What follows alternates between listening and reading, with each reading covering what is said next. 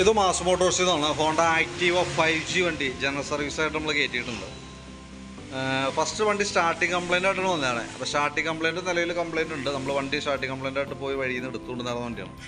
പിന്നെ അതുകൂടാണ്ട് general service, oil check ചെയ്തിട്ട് മാറ്റാം, വാട്ടർ സർവീസ്, സീറ്റ് ലോക്കിൻ്റെ കംപ്ലൈൻറ്റ് പറഞ്ഞിട്ടുണ്ട്. സീറ്റ് ലോക്ക് ഇടയ്ക്ക് കൃത്യമായിട്ട് വർക്ക് ചെയ്യുന്നില്ല എന്നുള്ള രീതിയിൽ പറഞ്ഞിട്ടുണ്ട്. അപ്പോൾ വണ്ടി നമ്മൾ സ്റ്റാർട്ടിങ് കംപ്ലൈൻറ്റ് ഫസ്റ്റ് നമ്മൾ ചെക്ക് ചെയ്ത് കഴിഞ്ഞപ്പോൾ ഫസ്റ്റ് കയറ്റി നമ്മൾ വണ്ടി സ്റ്റാർട്ടിങ്ങിൻ്റെ കംപ്ലൈൻ്റാണ് നോക്കിയിരുന്നത്. അതിൻ്റെ കംപ്ലൈൻറ്റ് എന്ന് പറഞ്ഞാൽ ഈ ഇരിക്കുന്ന കോയിൽ അസംബ്ലിയാണ് കംപ്ലൈൻറ്റ്. അതായത് നമ്മുടെ എൻജിനിലേക്ക് പോകുന്ന പവർ സപ്ലൈ ചെയ്യുന്ന കോയിലാണത്. പ്ലഗിനകത്തേക്ക് കറണ്ട് കടത്തി വിടണം. അപ്പോൾ ആ കോയിലാണ് പ്രശ്നം.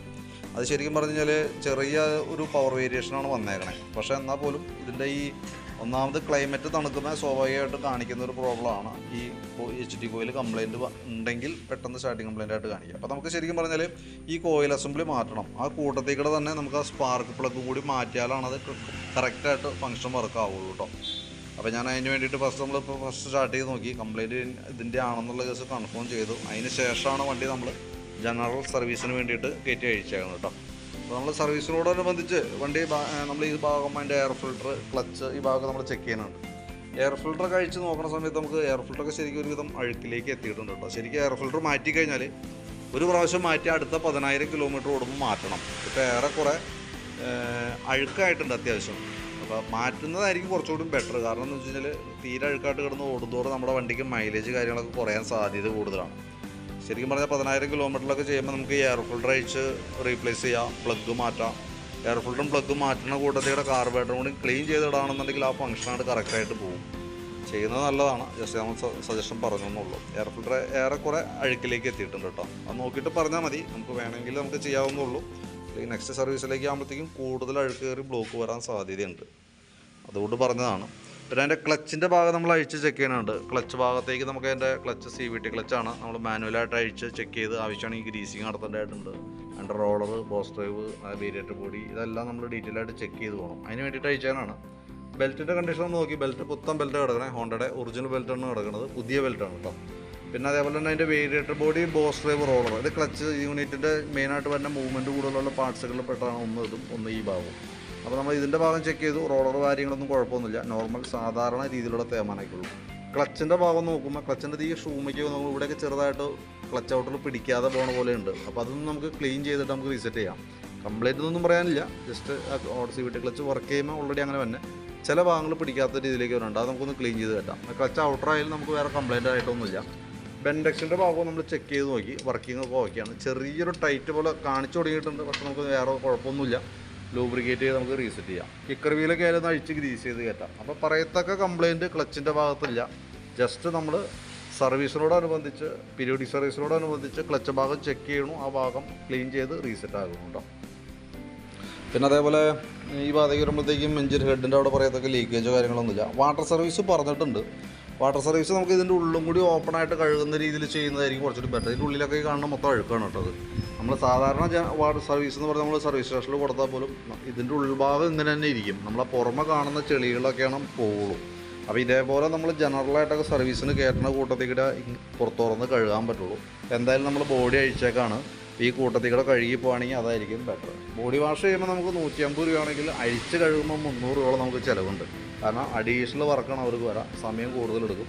അപ്പോൾ അതിൻ്റേതായിട്ട് അതിന് കൊടുക്കുന്ന ലേബർ ചാർജും കൂടുതലായിരിക്കും കേട്ടോ.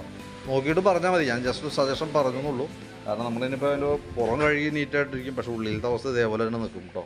അതില്ലാതിരിക്കാനായിട്ട് പറഞ്ഞാണ്. ഇടയ്ക്ക് തന്നെ ഒന്ന് അഴിച്ച് കഴുകുകയാണെങ്കിൽ നല്ലതാണ്. പിന്നെ അതേപോലെ നമ്മളതിൻ്റെ ഫ്രണ്ട് ഭാഗത്തേക്ക് ഫ്രണ്ട് ബുഷൊക്കെ ഒന്ന് അഴിച്ച് ഗ്രീസ് ചെയ്യാൻ വേണ്ടി അഴിച്ചാണ്. അപ്പോൾ ഈ ഗ്രീൻ ബുഷൊക്കെ നല്ല രീതിയിൽ ഓവലായിട്ട് ഉണ്ട് ഈ ഭാഗത്ത് കേട്ടോ. അത് നമുക്ക് ഇടയ്ക്ക് കംപ്ലയിൻറ്റ് വന്നൊരു പാർട്ടാണ്. കാരണം നമ്മൾ ചെറിയ കട്ടലൊക്കെ ചാടിയാൽ പോലും ഡയറക്റ്റ് ഷെയ്ക്ക് വന്നത് ഇതുമേക്കാണ്. അപ്പോൾ അതൊരു റബ്ബർ ടൈപ്പ് ആയതുകൊണ്ട് തന്നെ ഇടയ്ക്ക് അത് ചതഞ്ഞ് പോകും. അപ്പോൾ നമ്മൾ മാറ്റിയിടണം. പിന്നെ അതേപോലെ തന്നെ ലിങ്കിൻ്റെ ബുഷായാലും ചെറിയൊരു പ്ലേ കാണിച്ചു തുടങ്ങിയിട്ടുണ്ട്. ഈ നോക്കുമ്പോൾ അറിയാം എത്ര ഷെയ്ക്ക് കാണിക്കുന്നുണ്ട് കേട്ടോ. അപ്പോൾ അതിൻ്റെ ഒന്ന് അഴിച്ചു നോക്കിയിട്ട് കോളർ മാത്രം മാറ്റിയിട്ടാൽ മതി. നമുക്ക് ആ രീതിയിൽ നമുക്ക് റീസെറ്റ് ചെയ്യാം. പിന്നെ അതേപോലെ തന്നെ ഫ്രണ്ടിലത്തെ ബ്രേക്ക് ലൈനറാണത്. നമുക്ക് വേറെ കുഴപ്പമൊന്നുമില്ല. ക്യാമൊക്കെ ഒന്ന് അഴിച്ച് ഗ്രീസ് ചെയ്ത് റീസെറ്റ് ചെയ്യുന്നുണ്ട്. ഫ്രണ്ട് ടയറിൻ്റെ കണ്ടീഷനായാലും പുതിയ ടയറാണ് ഫ്രണ്ടിൽ കിടക്കുന്നത് കേട്ടോ.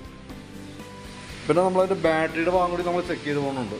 ബാറ്ററി ഇതുമ്പോൾ ഇരിക്കുന്ന ബാറ്ററി എക്സൈഡിൻ്റെ ബാറ്ററിയാണ്. അപ്പോൾ ഞാൻ അതിൻ്റെ വോൾട്ട് കാര്യങ്ങളൊക്കെ നോക്കുമ്പോൾ 12.5 വോൾട്ട് കിട്ടുന്നുണ്ട്. 12.6 റേഞ്ചിൽ വോൾട്ട് വരുന്നുണ്ട്.